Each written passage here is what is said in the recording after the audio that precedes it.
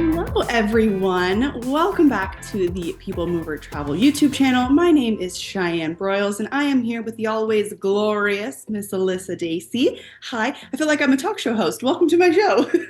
Hello, I'm happy to be back. So it's been a really long time. So Welcome back. Everyone's excited to see your face. thank you so much. So today, Alyssa and I are going to be sitting down and chatting, a little bit different than some of our other roundtable videos, but we are going to be talking all about how to pick the right cruise line for your vacation. So I'm sure some of you have been in that boat where you're that boat. Huh, look at what I did there. Right, look at that. Like, but Right. I need Jason, add that in post. I'm sure some of you have been in that boat where you're that boat. Huh, look at what I did there. You've been in the boat where you want to take a cruise, but you have no idea where to start. You're super overwhelmed with all the options. And we know as travel agents, there is a ton of options when it comes to cruise lines, river cruise, ocean cruise, sailing up the bathtub cruise. What are you going to do? We are here to help. So, today, like I said, it's going to be Alyssa and I chatting, interview style. It's going to be very chill, and we're excited to pick her brain about cruise lines and how to pick the right one that's best for you. Alyssa, walk us through the cruise lines you've been on, a little trip summary, little snapshot of the cruises that you've sailed on. so my first cruise ever was 2023, and I took only just one cruise. I took the Virgin Voyages cruise on the Scarlet Lady. It was a 5-night cruise. It hit up Cozumel and Bimini in the Bahamas, which has its beach club. And that was my first cruise ever. So for those that don't know, I live in Hawaii. So cruising has never really been on my itinerary because I live on an island. So any kind of island destination or island activities like snorkeling, things like that, I can do it in the comfort of my own home. So I never really thought about cruise lines until we did the Virgin Voyages cruise, which is an adult only cruise. So that was my first intro for me and my husband. And then after that, we've been hooked ever since. So last year we actually did 3 cruises. We did a second Virgin Voyages cruise, except this time the destinations were Dominican Republic and Bimini Beach Club. Our second cruise was Norwegian Cruise Line on the Norwegian Jewel through Alaska. And then the third cruise was Royal Caribbean's newest ship, which the most new ship, the Star of the Seas, hasn't officially launched yet. And so in October, the newest ship at the time was Utopia of the Seas, and I went on that with our fellow agent Stephanie, and we did like a girls trip with that one, which was really fun. So that one sailed and hit up Nassau and their private island Coco Cay. A nice variety. Yeah, so we wanted to switch things up. We wanted to try very distinctively different cruise lines that had very distinctive features. And my husband's bucket list was to do Alaska, so Norwegian had the itinerary that we wanted and the dates that we wanted, so it was really quite fitting for us to do that sailing. Amazing. I did an Alaskan cruise on Holland America. Oh, that one's nice. And it's so nice. We could do a whole different video on Alaskan cruises. They're like their own beast, but there's nothing like it. Like you have to do it. The thing is that most of your destinations in Alaska are only accessible by plane or boat. So you can't just pop into Juneau, the capital, just for, you can't drive from Ketchikan to Juneau. You have to either fly or sail into it. So your best bet is, especially if it's a first time Alaska experience, your best bet is to take a cruise. Yeah, it's the best way to see it all for sure. And the easiest, most convenient. Yeah. You sit on your balcony drinking your hot cocoa instead of, Exactly. Yeah. your way there. Okay, tell us your favorite part of each of the cruise lines in general. Just what was your favorite? So for Virgin, I really love the aspect that they're an adult only cruise line. Now I have a child now, so that's not necessarily it's not necessarily going to be on my future plans for a little bit until like she's either older or, grandma and grandpa decide that they want to watch her so we can take a trip. But I really love the adult only aspect. I find too that they really tailor to a younger generation in terms of their music, their vibe, even the color scheme of the entire ship, the food choices, the entertainment. They really vibe to a younger generation, I feel. And I mean, they do cater to older generations as well, but I find that like elder, millennial, and younger can really vibe with Virgin Voyages just because, I mean, they're all around good vibes. So for Norwegian, I find that they do really well on an itinerary standpoint. They are not necessarily my favorite in terms of the ships, just because I find that some of the ships are a little dated. When we went on the Jewel, it was a bit dated. It did go into dry dock shortly after our sailing season, which it kind of needed, but they offered some of the best itineraries and some of the longest days in port, which I think was really, really nice. For Royal Caribbean, I mean, there's genuinely an all around fun time. You really can't go wrong with the Royal Caribbean ship. They cater to a multi generational kind of standpoint. They have lots of entertainment for kids, lots of entertainment for adults, lots of adult only area. The adult only areas on some of the newer ships is quite large, which is really nice if you want to get away from the larger pool areas that have a lot of kids. Whereas some cruise lines, the adult only pool area is really small. So Royal Caribbean offers large pool areas for adults only, which is really, really nice. But they also have really large pool areas for families and kids.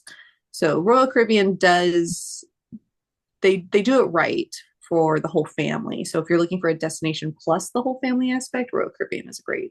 I also feel like Royal Caribbean's really putting a lot of emphasis on their ships. Like if you're Yeah. not like familiar with cruising, but you've seen videos in passing or something, it's probably Royal Caribbean with their massive ships, water Yes. coming off. Like they're putting the emphasis on the ship itself. Not saying they don't have Yeah. itineraries, but they are really saying like, hey, look at our crazy cruise ship and look at all this stuff you. Hmm. Well, and to think too, like a lot of times people want to dip their toes into a cruise, but they don't necessarily know like what destination to do.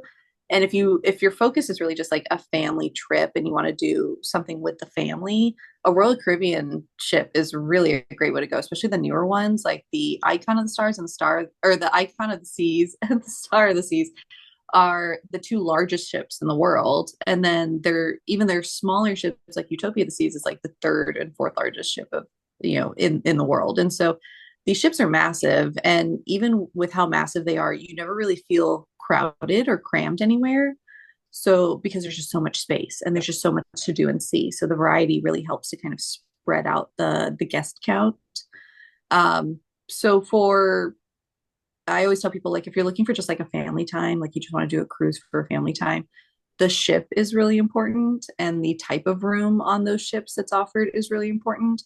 If you're looking at the destination, um, it's not necessarily the cruise line or ship necessarily that's important, but the itineraries that they offer. So if one offers a better itinerary that you like versus another, then it behooves you to choose one cruise line over the other based on its itinerary. That kind of leads us into our next question. So when you have clients who are interested in cruising, how do you help them decide? Like, what are some factors that help you kind of pick or steer them in the right direction for a cruise line?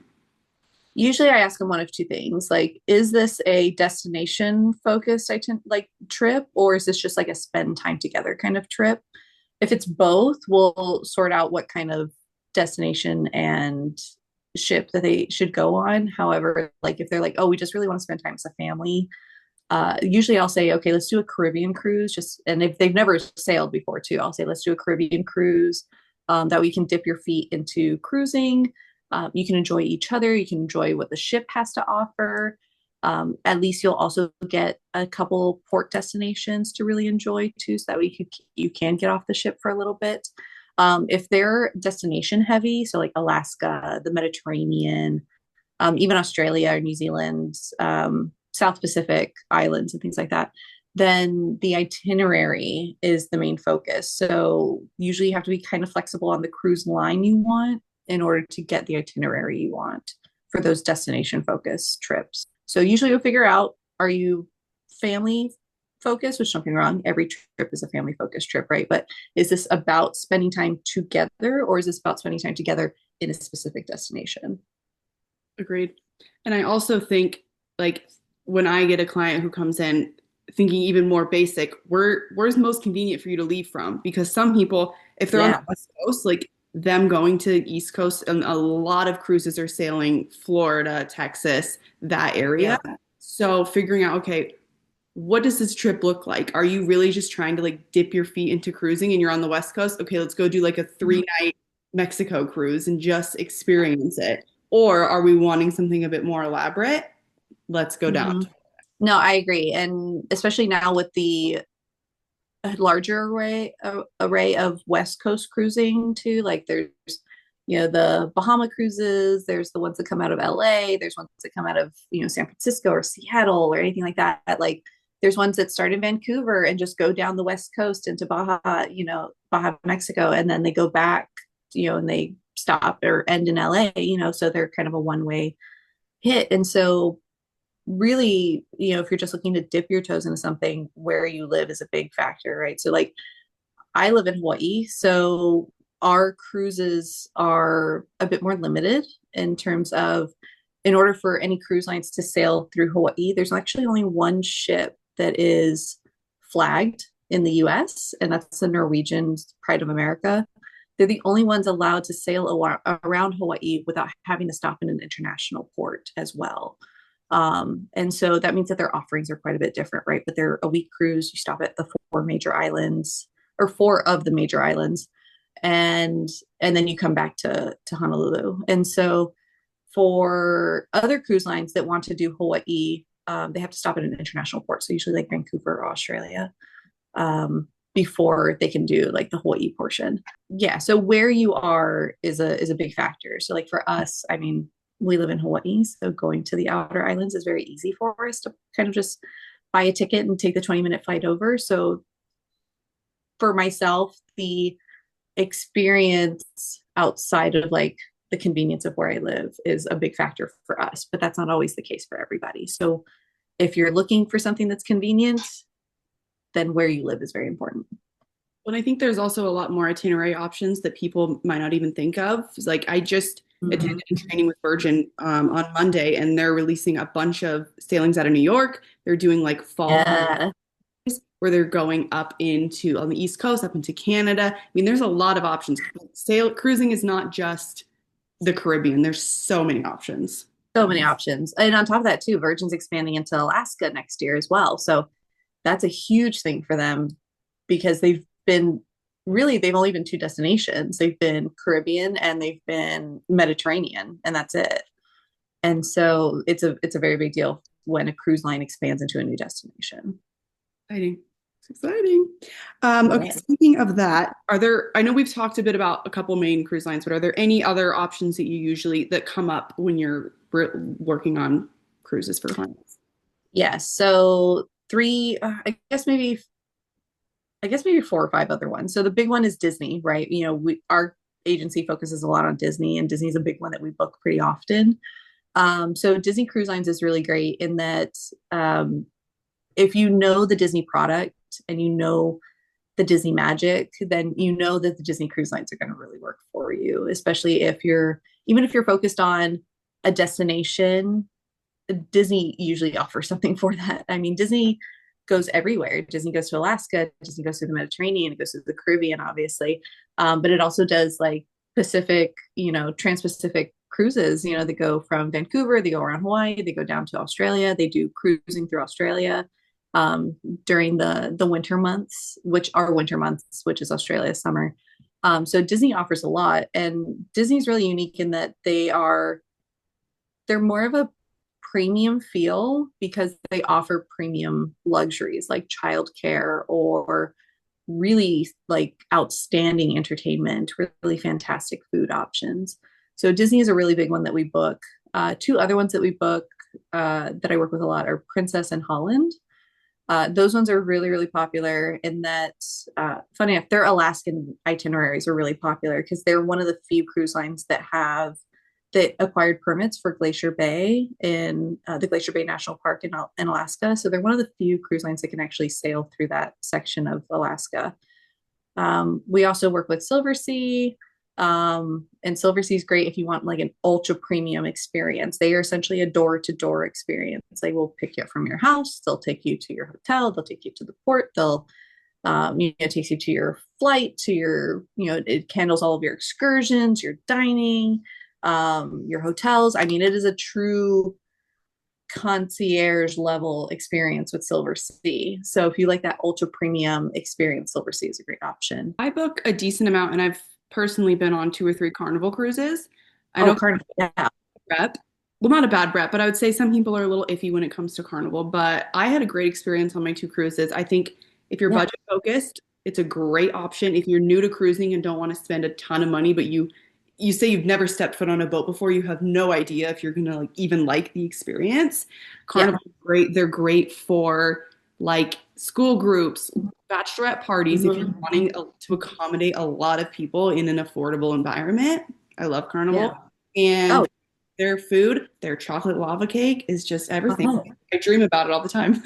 Oh, well, that's good to know. So I know because the thing is, though, Carnival's also everywhere. They're a huge cruise line. I mean, they're, as massive as Royal Caribbean. And oh, well, Celebrity is also a big one. We get a lot of celebrity cruises out here in Hawaii. And so, but yeah, Carnival's a massive cruise line and they are a great like starter cruise line. I mean, if you like a fun time, they're great. They're a great time. So they're high energy, which I think is really great for families with kids because if you have kids with high energy, they'll really meld really well into the crowds.